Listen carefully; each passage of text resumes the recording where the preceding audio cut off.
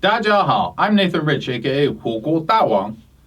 You know, this new novel coronavirus situation in China has got everyone on edge out there in the world. But one thing I've noticed recently is that hidden amongst the valid reporting and information, there's a tendency for people who don't live in China to offer their opinions on the matter. In the case of medical professionals or qualified officials, that seems pretty standard. But today I want to talk to you about a video by a boy living in America with lots of negative opinions about China. As you can see in his latest fear-mongering video, China's coronavirus is much worse than you think.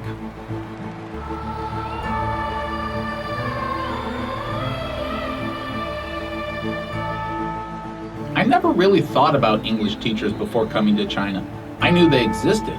Some are actually teachers, but most are just random people with no qualifications and no life. They want to raise themselves out of poverty, so they take a job abroad. Often when they arrive in a foreign country, they reinvent themselves. They aren't English teachers, they're doctor trainers. Here's a picture of me training some nurses last week. Here's a picture of me training a group of doctors. Or in this case, it seems this English teacher is also a medical professional. Or at least he better be, because he's changing medical information before giving it out. I've long known about a certain alt-right element out there of anti-Chinese activists pretending to be interested in China. Normally, I encourage people to ignore them when they say things like, Chinese people don't care about their children, because that's just pure racism that pretty much defeats itself. But when the same racist elements start to give medical advice to people in China, I take it seriously. So let's take a look at what this English teacher says about the coronavirus, shall we? China's coronavirus is much worse than you think. Is it? Because while I don't think people should be scared, I also think people already know it's pretty serious. But okay, wise one, teach me. Teach me just how bad it is. Teach me like you teach a child the word broom. I was calling this amongst my Chinese friends that at some point the government or, Chinese people are going to attribute this new coronavirus, this new SARS, to America and say that America planted this on China. And yeah, that's going around in the WeChat circles right now. You're right, man. Those Chinese government or Chinese people are so dumb, am I right? I mean, it's not like there's any evidence America was developing a virus exactly like this one years ago or anything, right? Oh, wait. So people speculating in a time of fear based on actual evidence is a thing. Weird. Now, of course, we don't have evidence of a crime being committed, which is why few take this kind of speculation seriously. But to ignore this as a remote possibility would be pretty dumb. I mean, the United States has absolutely been proven to infect populations with diseases. That's known. But more importantly, it would be inhuman. It's normal for humans to look for causes of diseases, like how people in the United States said the CIA created AIDS. I guess the Chinese aren't as stupid as you're portraying them after all. It turns out they're humans. And did you call this new SARS? No, it's not the same as the virus we called SARS. It's not a new strand or new strain of SARS. Or at least that's according to the World Health Organization. But then again, I don't know, you are an English teacher, so maybe you're right and they're wrong. Well, with your irresponsible ad-libbing of information out of the way, I'm ready to hear more about what your expert opinion is. The death rate with SARS, well, at least this brand of SARS, it seems to range from about 0 to 50% of the cases. 50%? Oh my God! I've just learned from this English teacher that the novel coronavirus is as deadly as the bubonic plague. I have no reason to doubt this guy other than all the fake stuff he said so far, but just out of curiosity, let me compare what people way more stupid and less qualified than him say. Let's see here. 6,062 cases. So there must be upwards of 3,000 deaths. Strange, because it says here there's been 132 deaths. That works out to be about 2%. Well, I guess we know now why you teach English instead of math. Many are claiming that this virus originated in Wuhan. Man, I would love to let you finish a sentence, but everything you say is so stupid it's really hard to do. I know you're used to talking to 4-year-olds who are instructed not to talk back to you, but what do you mean are claiming? Do you have some secret teachers union memo about the true origins of the virus we need to know about? Being brought on by seafood at a wet market. Brought on by seafood at a wet market. Hang on. So what you're telling all your anti-Chinese followers is that seafood, which is dead, is the source of the virus.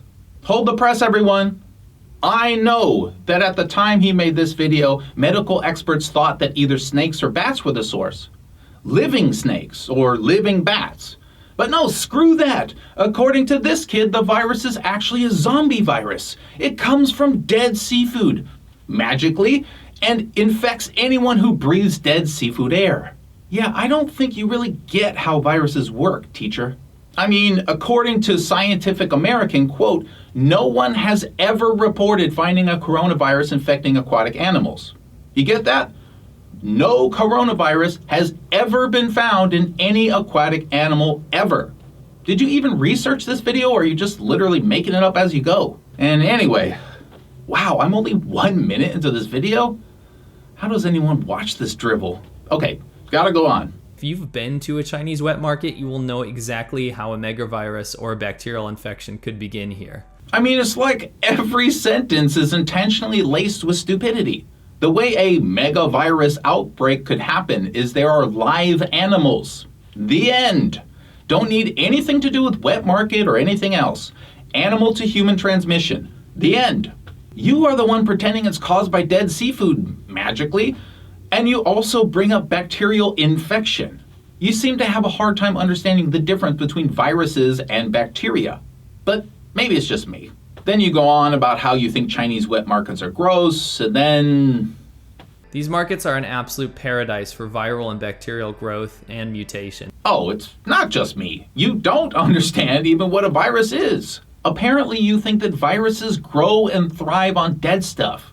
In other words, you seem to think viruses are a form of bacteria. Well, then I guess we know why you don't teach biology. Now this is the dangerous part. Okay, get ready. What's the dangerous part? I'm very skeptical about these figures, and a simple look at history shows us that this is nothing new. The dangerous part is you're skeptical about figures. Well, you've been right about so many things so far. We're definitely putting a lot of importance on what you think. I gotta speed this up or I'm gonna talk forever. So now he brings up SARS and says this about when it hit Hong Kong. When SARS hit Hong Kong, they quarantined and dealt with the outbreak with utmost vigilance. Which one of the kids in your class told you that? Are you going to sit here and claim Hong Kong did a good job with SARS? All right, I really wanted to move forward, but you're leaving me with no choice. I guess then in your extensive WeChat research, you didn't come across this LSU report that says, quote, initially visitors were allowed in hospitals where SARS patients were housed, which resulted in spread to the community. No? How about this nurse telling the New York Times that, quote, we didn't know what precautions to take? Oh, that's right. According to you, Hong Kong didn't know anything about the disease in the mainland until it was too late. Except that this investigation showed that as far back as February 11th, Hong Kong knew there was a massive pneumonia outbreak in Guangdong. So they did know. Still think they dealt with utmost vigilance? Here, Hong Kong warned of a health system collapse. Los Angeles Times, Hong Kong faulted for SARS response. A panel of international experts said the Hong Kong government's initial response to the SARS outbreak was, quote, seriously flawed. It cites poor communication. It says the Hong Kong government's response to the epidemic was one of the issues contributing to massive protests. Strange, I didn't hear anything about that in your little video. It says the Hong Kong government downplayed the danger and their response was too slow. Okay, maybe that's not enough for you. I'm gonna try to give you one more. This is from Nature magazine. I'm sure you never heard of them because they don't make kids' books. But believe me when I say they are no joke. Health authorities in Hong Kong are coming under intense criticism over their use of a drug to treat SARS. Why? Because the drug doesn't treat SARS. Instead, it damages the victim's organs. And at the time this was written in 2003, the Hong Kong health authorities knew the drug didn't treat SARS and knew it caused organ damage, possibly killing people faster, and they continued to use it anyway. By the way, you were more than twice as likely to die if you got SARS in Hong Kong than in the mainland. Is that what you call a good job? Look, this isn't about Hong Kong's numerous mistakes dealing with SARS. These people are humans, and humans do make mistakes. The point is you're pretending like the mainland is some big bad entity while Hong Kong is a bastion of medical innovation. Wrong. Anyway, so then the video criticizes the mainland for not being transparent with the SARS information back then. And though I wasn't here, I agree that at least from present day, it does seem like they screwed that up. Then he says a doctor he talked to told him he had orders to tell people not to leave their homes. There's no doctor talking in this video, which is convenient because you don't bother to mention where this doctor was located at. For almost all of China, that advice would have been correct. In fact, that's the main thing we're being told now. Don't go out and do unnecessary stuff if you want to stay the safest. But now we're going to get schooled on just how bad this advice really is. With an elderly generation that is largely undereducated, most people just went out anyway and continued to buy and sell at the wet markets. Fast forward and thousands had contracted the virus and the beginning of a pandemic started. Sorry, what's your evidence that SARS started at a wet market again? Oh, you don't have any. You're just telling us this story about a doctor from who knows where who told you something, and then just like that, wet markets caused SARS. This, however, is not limited to disease. What, however? Wet markets? Old people being uneducated, which makes most people ignore doctors? When the 2008 Sichuan earthquake happened that killed 70,000 people, the officials knew why and shut down all communication, which ended up in more deaths. Wow, finally something that is true. I mean, you weren't even close with the death count, but definitely the government shut down all communications, which caused more deaths.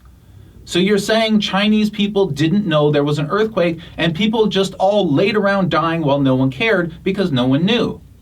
Wow, that's an evil China you're talking about. Let me tell you about the China I'm talking about. I'm talking about the China here in the real world. Many websites converted their homepage to black and white. Sina.com and Sohu. Major internet portals limited their homepages to news items and removed all advertisements. Chinese video sharing websites Youku and Tudou displayed a black background and placed multiple videos showing earthquake footage and news reports. The Chinese version of MSN, cn.msn.com, also displayed banner ads about the earthquake and the relief efforts. Other entertainment websites, including various gaming sites such as the Chinese service World of Warcraft, had shut down altogether or had corresponding links to earthquake donations. Casinos in Macau closed down. All mainland Chinese television stations canceled all regularly scheduled programming, displayed their logo in grayscale, and replaced their canceled programs with live earthquake footage from CCTV1 for multiple days after the quake. Even pay television channels such as Channel V had their programs suspended. Strange how different the reality is from your dystopian hell on earth description. It turns out that everyone in China knew about the earthquake. Hell, most people actually felt the earthquake. You see, an earthquake that big could be felt throughout the country. But what about the government cutting off communications in order to intentionally kill people, like you said? Wrong again. China Mobile had more than 2,300 base stations suspended due to power disruption or severe telecommunications traffic congestion. Half of the wireless communications were lost in the Sichuan province. China Unicom service in 5 counties was cut off with more than 700 towers suspended. Not by the government, by the earthquake. Oh, so the 18th deadliest earthquake of all time actually damages power plants and cell towers. I guess that's why you're not teaching geology, huh? This was one of the worst tragedies in China's recent history, and it was made worse by mistakes, poorly constructed buildings in rural areas, and other factors. No one is proud of the disaster, but the way you summarize it here is just disgusting. There's a thing in Chinese culture called a mandate of heaven, which basically means that when a dynasty is at its end, it will be marked by a great tragedy. Wrong again. The mandate of heaven means that in the way that cat means not having a cat. Is that simple enough to understand? Maybe you should watch my Epic China series to learn about China a little bit. I guess this is why you're not a history teacher. You don't believe me? You think face isn't that important in China? Well, check this out. Literally, in a village 7 kilometers away from the South China seafood city where the virus started, they organized 100,000 people to share a massive community meal.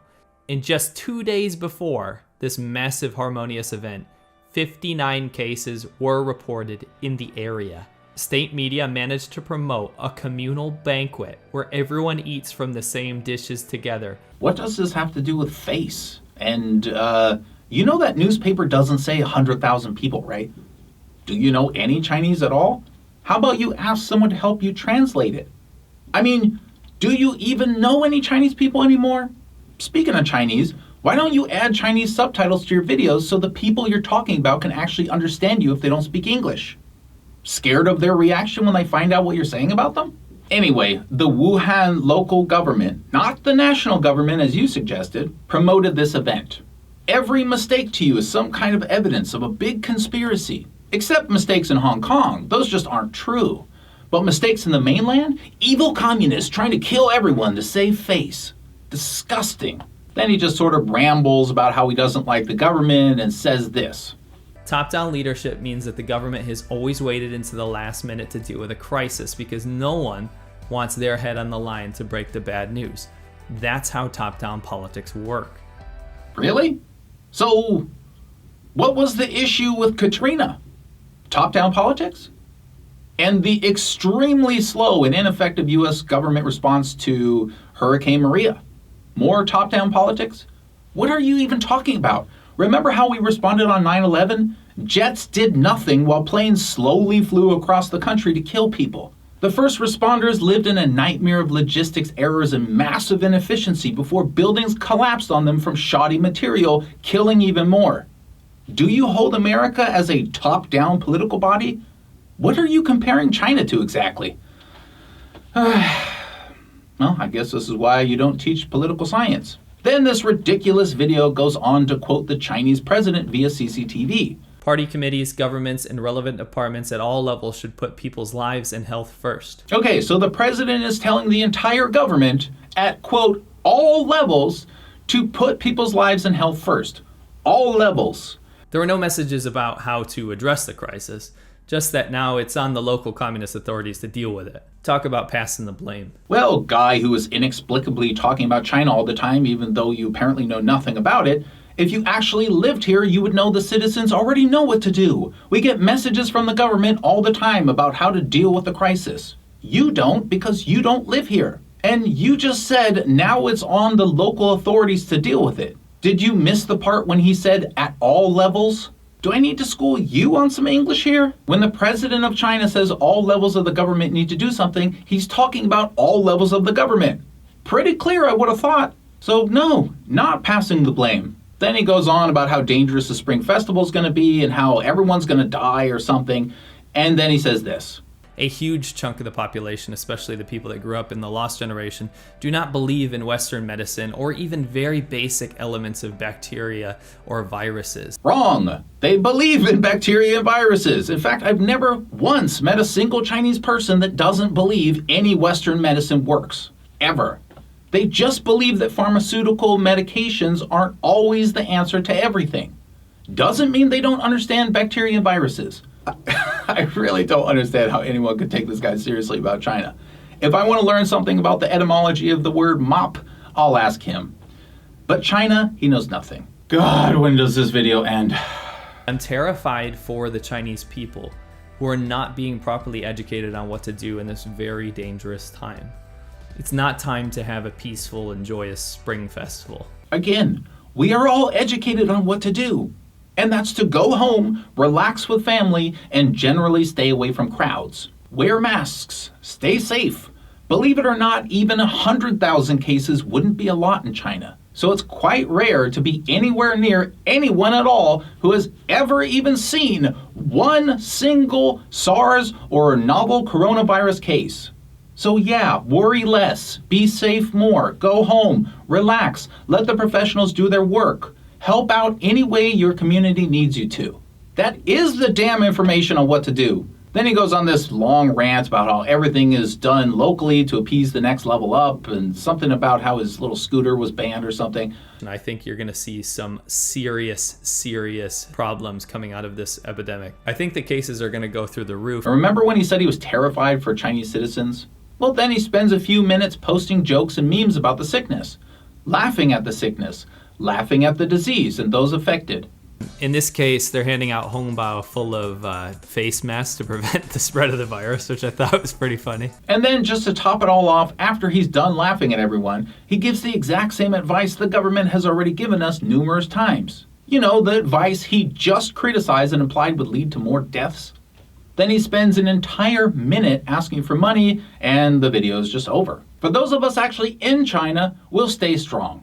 We'll keep actually supporting people here who need help, even while certain people in America make videos mocking them. To us, this is serious. I'll probably talk a bit more about the virus situation in the future, so stay tuned. I'm back from Spring Festival and full of energy. Until then, thanks everybody. 谢谢.